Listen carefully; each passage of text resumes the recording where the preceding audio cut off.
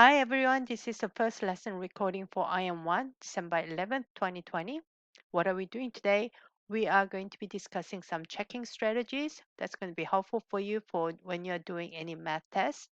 And we're going to reflect on the semester topics that we've covered and figure out what you need to review, what you need to be focusing on, and then any remainder time we're going to spend on doing the review packet. So let's start. Let's do a sanity check answers. What do I mean by that? Well, sometimes when you have a problem, you get your answer. Sometimes your answer is not correct, or sometimes it's kind of crazy. So, how do I check to make sure that my answer is not crazy? In this case, well, I want you to tell me in private chat. How would you check? Ways to sanity check the answer. Ways to sanity check if your answer is not crazy or if it is correct would be a better way to put it. Okay, so please pause the video and see if you can answer that. Well, here the variable is n. So when you're solving for this equation, you're finding the n to be 9. So this student found the value of n to be 9. If that is true, if this is correct, when you substitute, remember solution is finding the value of the variable that makes the equation true. That means he found that n is equal to 9 should make this equation true. So let's check that. So whenever you see a n, you're going to put 9 in a substitute for 9. So that becomes 6 times 7. Instead of n, I am going to put 9, and I am going to put 9 in parentheses because 7n means 7 is multiplied to n. 7n just means there's a invisible multiplication. 7n means 7 multiplied by n minus 5. Is that equal to 96? That's the question. Is this going to be equal? Okay, if the left-hand side is equal to the right-hand side, then we know that the value is correct. Okay, so that will check out. Okay, so since the right-hand side is very simple, it's simplified to one number. We just need to simplify, do things with the left-hand side of the equation. Okay, so you have 6, and in parentheses, 7 multiplied by 9 minus 5. Order of operation tells us whenever you see a parenthesis, you always want to try to evaluate what's inside first. Okay, so what's inside is 7 multiplied by 9 minus 5. 7 multiplied by 9, that's multiplication, then subtraction. The order of operation tells us we need to do multiplication first. So 7 times 9 is 63 minus 5. That's the parenthesis. Okay, and then let's keep simplifying one thing at a time. 63 minus 5. What's 63 minus 5? That's 58. And then to that, we're multiplying 6. Okay, 6 multiplied by 58. That's 348, I believe. Okay, is that equal to 96? Okay, so there you go. Is that equal to 96? Is 348 ever equal to 96? No, it's not. Okay, it's never equal to 96. They're very different number. So this tells me that 9 is equal to n is equal to 9. That cannot be the correct solution. Okay, so let's see if we can solve this correctly. Okay, this time I am going to try to solve this correctly and then see if I can come up with the right and then check. So let's try again. So 6 times 7n minus 5 is equal to 96. This is what I have. Now, when you have a variable with parentheses, again, we always try to evaluate or simplify inside the parentheses first. Now, 7n minus 5. Can you simplify what's inside the parentheses? No, you cannot because 7n and negative 5, they're not like term. Negative 5 is just a number, but 7n has a variable multiplying to it. So therefore, since they're not like terms, we cannot combine them. We cannot add them or subtract them. So we have to leave it as it is. what we can do is use the distributive property. The distributive property tells us that when you have 6 with parentheses right in front, that means there is a multiplication implied. That's the default. That means I can multiply 6 to each of the term inside the parentheses. That's the distributive property. So 6 times 7n. What's 6 times 7n? That's 42n.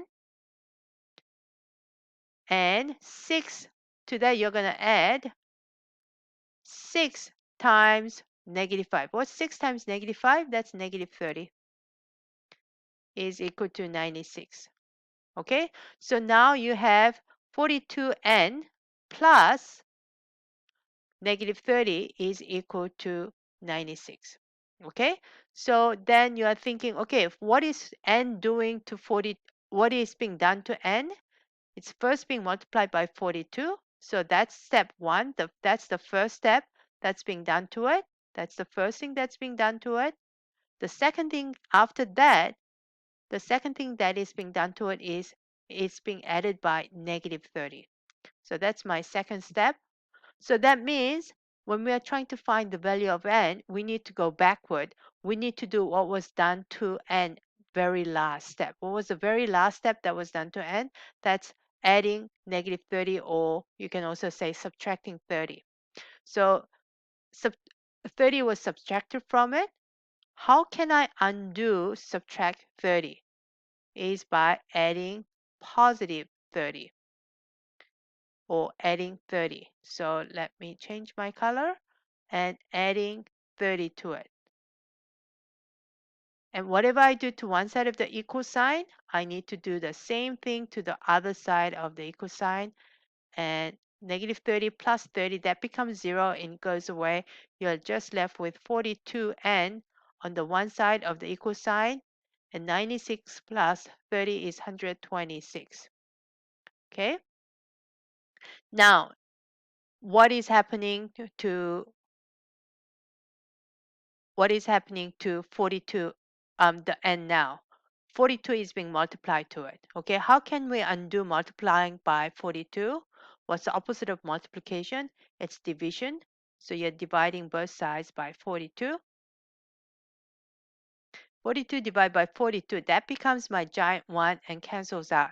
And you're left with n is equal to 126 divided by 42 is just 3. So my new solution is n is equal to 3.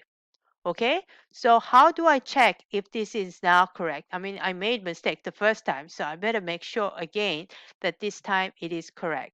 So I am going to check by putting it back into the original equation. So let's see, we have 6 multiplied by 7, and instead of n, I am going to put 3 minus 5. Is that equal to 96? That's the question. Okay, so then let's start simplifying what's inside the parentheses. That's multiplication. So 6 parentheses, 7 times 3 is 21 minus 5. 21 minus 5. 21 minus 5 is 16. Okay, and so 16 is in the parentheses. 6 parentheses 16. What does 6 parentheses 16 mean? That there is a multiplication, isn't there? That's always the case when you have number of variable right in front of the parentheses without any plus or minus sign. 6 times 16, that's going to be 96. And you got 96 from here as well. And so this checks out. Okay, so this tells me that n is equal to 3 is the correct answer. Okay, this time let's send it to check this answer. The problem was, what is the slope of the line that goes through the 2 points 5, comma 1 and negative 2, comma negative 3? And the student got 3 over negative 2. How do I make sure this is correct? Well, one way to check if this is correct is to plot it, right? 5, comma 1. 5 is my x coordinate. 1 is my y whoops. Okay, I could just plot these 2 points and draw a line going through it.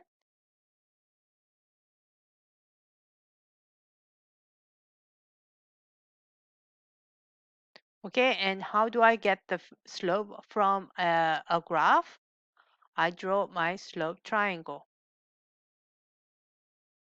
Slope triangle, I'm going to use this point and this point. Okay, so I've drawn my slope triangle.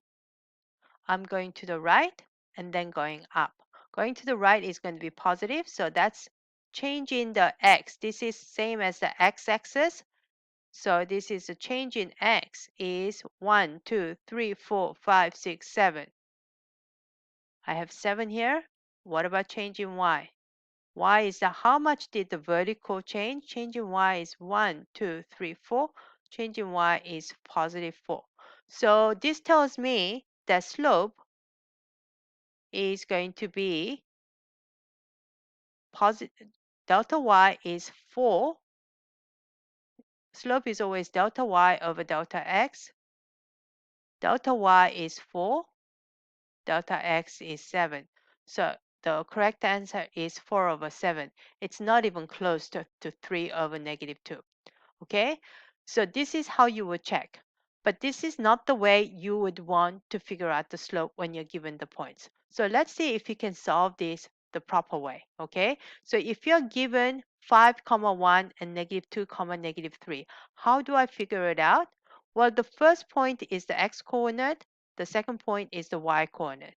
To figure out the change in x, you figure out 5 went to negative 2. So negative 2 delta x is always the final, which is negative 2, minus, we're looking for this difference, minus 5. Okay? And what about delta y? Delta y is, you find your y point. How did the y change? It went from 1 to negative 3. So that's my delta y. Delta y is the final is negative 3. So we always go from the final, that's negative 3, and subtract the original. Negative 3 minus 1 is negative 4. Okay, so we found the delta x to be negative 2 minus 5. So that's going to be negative 7. So, and the slope is always delta y. You need to memorize this over delta x. It's not delta x over delta y. It's delta y or change in y over change in x. Change in y is negative 4. Change in x is negative 7. Now, negative divided by negative is just going to be positive. So I am going to rewrite this as positive 4 over positive 7. And voila, I got the same answer as what I got from the graph. So I know that this is correct. Okay, let's try another problem and see